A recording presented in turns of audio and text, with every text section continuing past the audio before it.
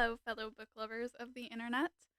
It's Cecil, it's Wednesday, and today I've got a sort of just cozy, chatty, chill writing vlog kind of deal. So, I haven't had a lot of time this month for writing necessarily, but I can pretty confidently say that I have at the very least worked on my novel. I completed writing it about 4 years ago, as far as the first draft goes. So that was NaNoWriMo of 2018. It was also my first and only year of ever completing a NaNoWriMo. So now I'm just kind of in that process of reworking it, rewriting it, editing it, so on and so forth. The thing is that I feel like my writing style has kind of matured a lot as I've gotten into the whole, editing process.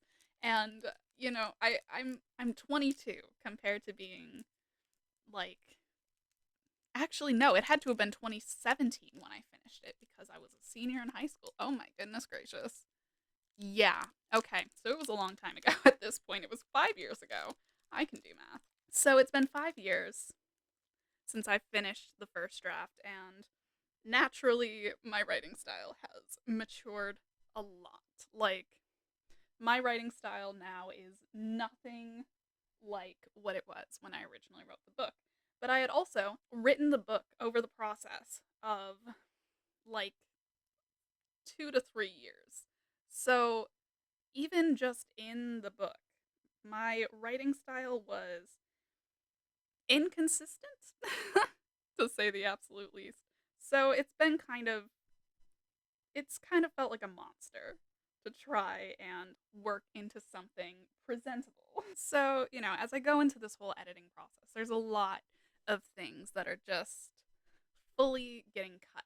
Despite the book being kind of sci fi action adventure, there's a lot of slice of life moments throughout the book, which theoretically is fine.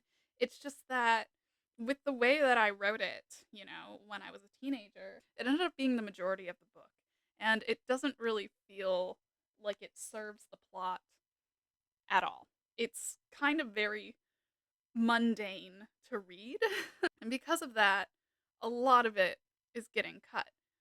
But again, that's the majority of the book, which means that I'm kind of stripping it down to its bare bones. I'm completely gutting it and stuffing it in with completely different content that actually serves the plot. Kind of like a book turducken, if you will. So it's been a process, to say the least. I do have ideas for adding in more action and world building into the story, but the problem is that I kind of suck at writing action scenes. And it's not for a lack of trying. I have tried a lot to write like sword fighting scenes. I've been practicing since I was like 12.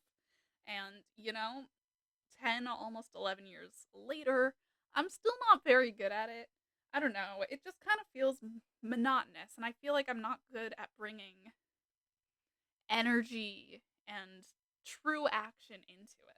But maybe maybe what I need to work on is my vocabulary regarding sword fighting terminology. That would probably help. But jot that down as something to work on in the new year. Another thing that's been a little bit difficult so far has been the first chapter. So obviously the first chapter was the first thing that I wrote when I was 15. And because of this, it really doesn't match the tone of the rest of the book at all. But then again, the entire book is kind of a series of mismatched tones and whatnot. But I also just, I don't know, every time I've sat down to try and rewrite the first chapter, it just never really feels right. Like, it always feels like something is missing, or like it just, I don't know, something about it falls flat. And first chapters are kind of a big deal because you have to you have to hook the reader, you have to introduce both the plot and the protagonist without absolutely info dumping everything all at once, but you don't want to leave out all information and have the reader have no clue what they're getting into. And so it's just, I don't know. I've always kind of struggled with the openers of stories as well as with the closers. But this book, I actually wrote the ending and am pretty happy with it. Like, I don't think I'm going to change much about the ending. But as far as the beginning goes, the beginning has been rough because obviously, you know, as I kind of mentioned in my AuthorTube Christmas tag video, my characters, at least the ones that, the book is centered around, they're trapped in a parallel universe, which means that I kind of have to get them from the point of being in the regular world to being in a parallel universe. So it has to kind of start here and go there, but it still has to set the tone for the book, even with such a drastic change of setting. And it's not impossible to do, obviously. Many books that have this kind of storyline start that way. It's just, I, I don't know. I want it to be good. I want it to give information in a natural way that doesn't sound like I'm just, like, hello, I'm Heather.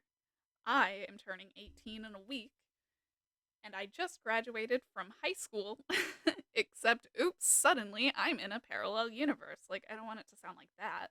I want it to be I don't know, I want it to feel natural, and for some reason, it's not coming together. Then again, the reason is probably that I've been putting a lot of pressure on myself to make it sound natural, and once you start applying pressure on yourself, it's a lot harder to do something well. The sort of idea that I have for like the overall tone of the book is kind of similar to like the first Percy Jackson series in a way, in that like conversational first person narrative. Like, you really get to feel the protagonist's personality coming through the narration. But then I also kind of am inspired by the narrative style of Catcher in the Rye, which I know that's probably like a controversial choice, but I actually really admire Salinger's writing style. Honestly, like that very first chapter of Catcher like freed me from limiting how many commas I can use. All right, I like commas. I'm going to use them where I take a natural pause in speech. And if anyone doesn't like that, that's totally fine. That's their preference. I just will not be changing for anybody. I'm going to live my truth.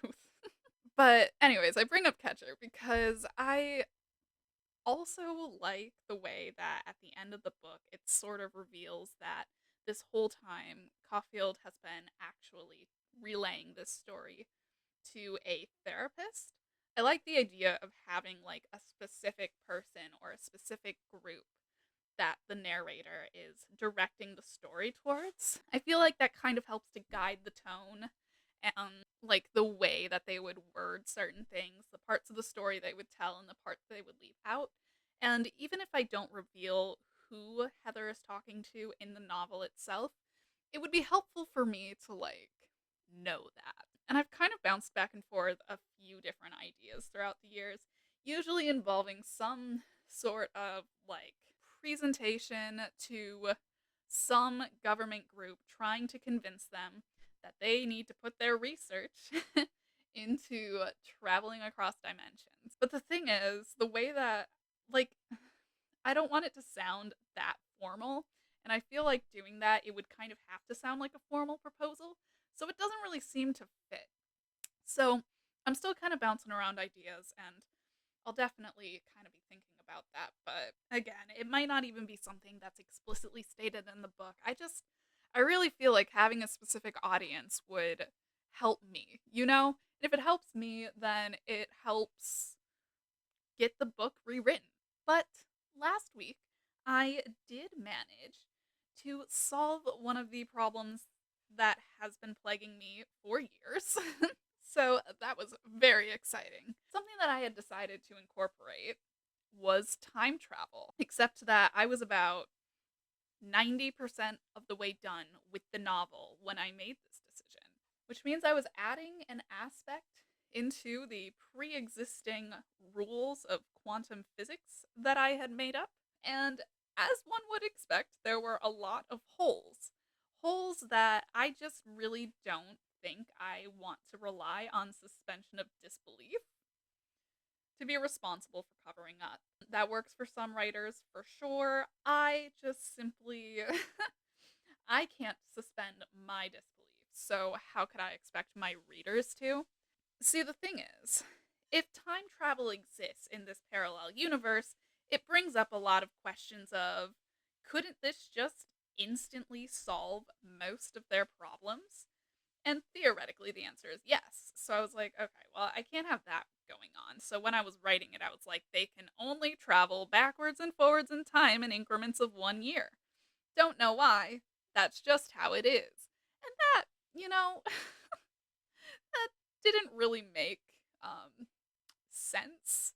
It didn't have a reason. I needed to have a reason. And sure, I could just say it and expect you to accept that it's true, but I can't. I need there to be more. I need there to be reasons. I need there to be,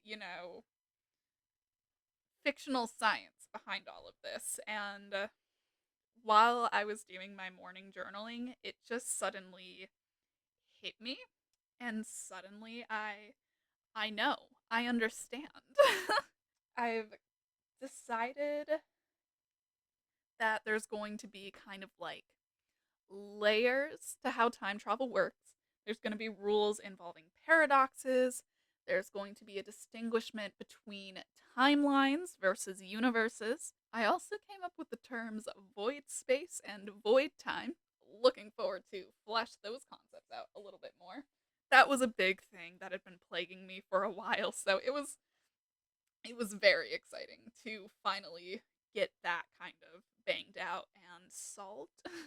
But yeah, I think that pretty much sums up how book progress is going, and I will check in with you guys in the new year. If you like chatty videos like this, go ahead and give it a thumbs up and leave a comment below if you have any advice on writing sword fights because I could definitely use it. You can follow me in the links in the description box below. And if you enjoyed this video, consider subscribing because I am hopefully going to make writing vlog type things once a month.